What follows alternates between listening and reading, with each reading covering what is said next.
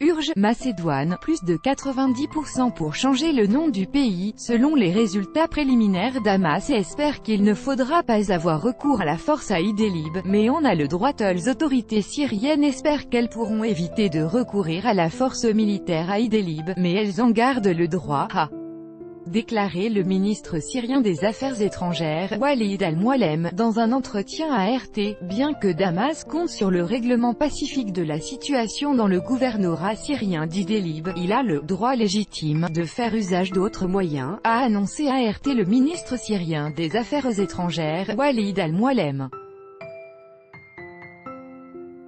Nous préférons que cet accord soit mis en œuvre et que le problème soit réglé pacifiquement ou grâce à la réconciliation nationale. Mais pour rétablir son autorité, le gouvernement a le droit légitime d'utiliser d'autres moyens.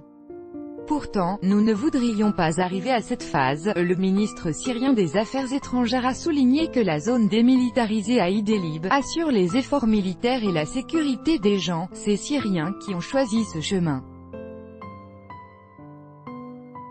Je ne dirais pas que cet accord est bien appliqué, mais c'est un début, a-t-il indiqué.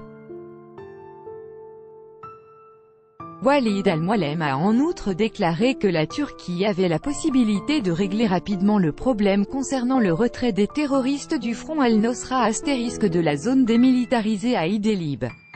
Ceux qui sont arrivés à Idlib y sont venus via la Turquie, c'est pourquoi les Turcs savent qui s'y trouvent, comment ils s'y sont rendus et d'où ils viennent. Et il serait naturel qu'ils retournent dans leur pays. Le gouvernorat d'Idlib se trouve entre les mains des terroristes du front al-Nosra * depuis 2015. Les membres de groupes radicaux qui avaient refusé de se rendre aux forces gouvernementales syriennes lors des opérations antiterroristes à Alep, à Homs et dans la Ghouta orientale ont été évacués par des couloirs humanitaires au terme des accords sur la réconciliation. *